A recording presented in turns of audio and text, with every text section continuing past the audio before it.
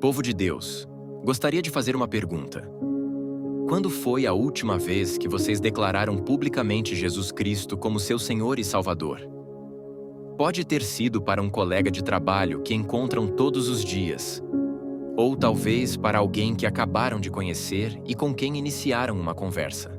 De qualquer forma, acredito que, em algum momento de nossas vidas, todos nós teremos a chance de afirmar publicamente aquilo em que acreditamos e quem é o centro de nossa fé. A Bíblia nos diz em Mateus 10, versículo 32. Portanto, todo aquele que me confessar diante dos homens, eu também o confessarei diante de meu Pai que está nos céus. Não sei como vocês se sentem sobre isso, santos, mas aqui vai a minha confissão. Eu creio em Jesus Cristo.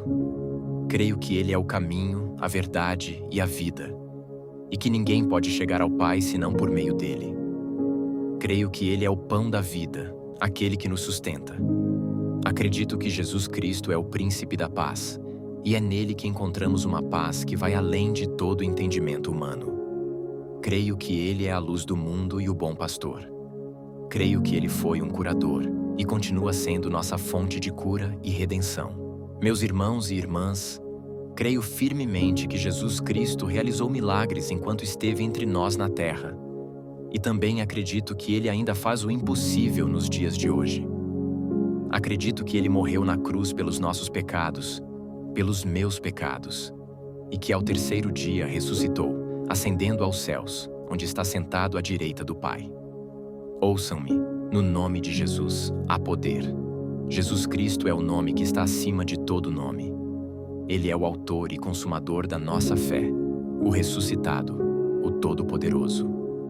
Quando proclamamos o poderoso nome de Jesus Cristo, toda enfermidade precisa ceder, toda doença deve ser curada, toda corrente é quebrada. Assim, minha mensagem para vocês, como crentes, é esta: nunca devemos nos envergonhar do Evangelho de Jesus Cristo. Jamais devemos comprometer a palavra de Deus apenas para nos adaptarmos a este mundo. Não podemos nos envergonhar do Evangelho, porque o inimigo neste mundo está ferozmente espalhando uma mensagem de engano. O diabo está trabalhando para afastar as pessoas da verdade salvadora de Jesus Cristo. Portanto, é tempo de nós, como crentes, nos levantarmos com coragem e firmeza. Jesus Cristo é o momento de nos levantarmos e proclamarmos ao mundo que existe um Salvador, alguém capaz de trazer libertação para os que estão presos, um Redentor cujo nome é Jesus Cristo. Irmãos, não podemos nos envergonhar do Evangelho. Como cristãos, somos chamados a nos levantar e defender essa verdade, a nos posicionar como filhos e filhas do Deus Altíssimo, anunciando que Jesus Cristo é o Senhor. Em Hebreus 12, versículo 2, está escrito: olhando para Jesus, o autor e consumador da nossa fé, o qual, pela alegria que lhe estava proposta, suportou a cruz, desprezando a vergonha, e assentou-se à direita do trono de Deus. Precisamos manter nossos olhos fixos em Jesus Cristo, o único digno da nossa devoção, o único que merece toda a nossa adoração. Ele deve ocupar o centro de nossas vidas, o primeiro lugar em nossas prioridades. Hoje, quero te encorajar a intensificar sua vida de oração, a buscar a Deus com ainda mais sede e paixão, que possamos desejar a presença dEle mais profundamente e perseguir a vontade de Deus com todo o nosso coração. Devemos buscar a presença de Deus com urgência. No Evangelho de Mateus 16, 24, Jesus disse a seus discípulos: se alguém quiser acompanhar-me, negue-se a si mesmo, tome a sua cruz e siga-me. Agora, deixe-me perguntar: você tem o desejo de seguir Jesus Cristo?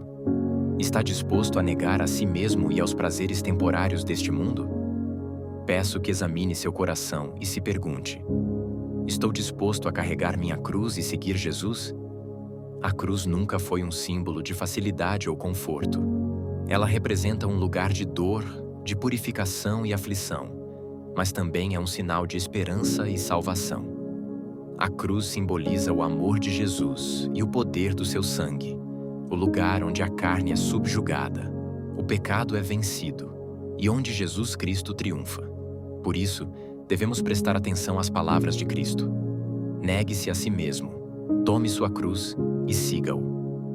1 Timóteo 4, versículo 8, nos lembra que o exercício físico é de pouco proveito, mas a piedade é útil para todas as coisas, tendo a promessa da vida presente e da futura. Um verdadeiro seguidor de Cristo reconhece o valor da vida piedosa, que transcende tanto esta vida quanto a eternidade. Um verdadeiro seguidor de Jesus Cristo se empenha em viver uma vida piedosa. Quem crê verdadeiramente em Jesus exerce uma fé prática, o que significa caminhar pela fé e não pelo que se vê.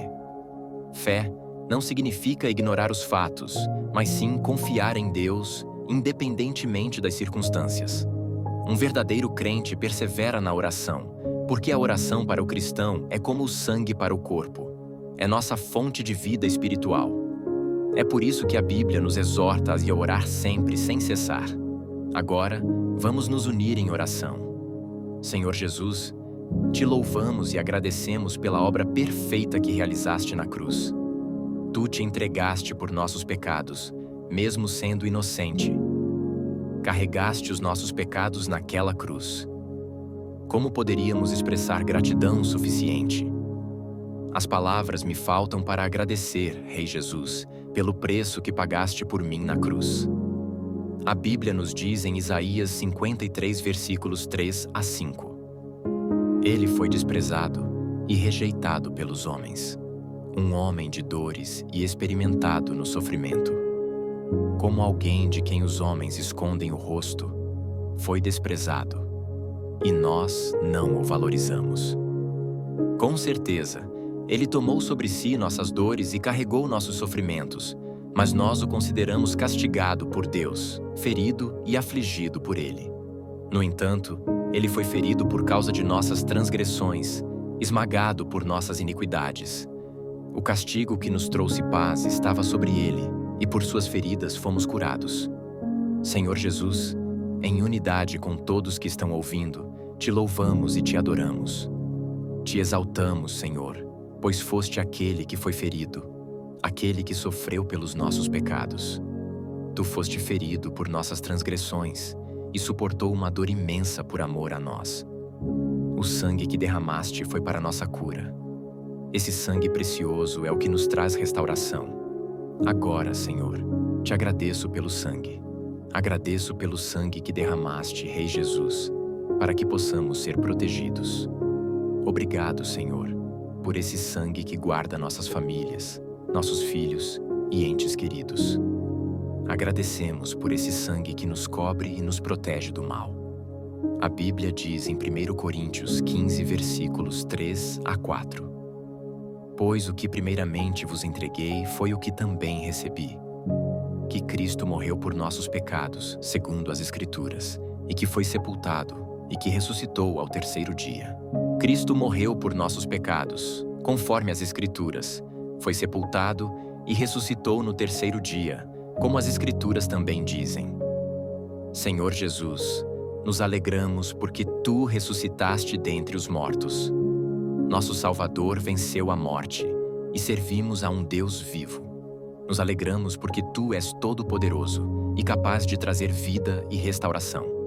Senhor Jesus, a Ti damos toda a glória, todo o louvor e toda a honra. Invoco o Teu nome, Rei Jesus, para que sejas nosso Redentor e nossa bandeira de esperança. Tu és a razão pela qual somos mais que vencedores. És o motivo pelo qual nenhuma arma forjada contra nós prosperará. És a razão pela qual não tememos o inimigo. Em nome de Jesus, rejeitamos a opressão, a intimidação e a depressão que o inimigo tenta nos impor. Declaramos a verdade dos Salmos 20, versículo 7, que diz: Alguns confiam em carros e outros em cavalos, mas nós confiamos no nome do Senhor, nosso Deus. Alguns buscam força em suas armas, outros em suas próprias habilidades, mas nós confiamos em Ti, Rei Jesus. Alguns podem depositar sua confiança na ciência ou em sua sabedoria, mas nós confiamos inteiramente em Ti, Senhor. Confiaremos somente em Ti, Senhor Jesus, e nos gloriaremos na tua força e no teu poder. Teu nome está acima de todos os outros, e agora te agradecemos por ouvires esta oração, pois oramos em teu nome e bendizemos teu nome.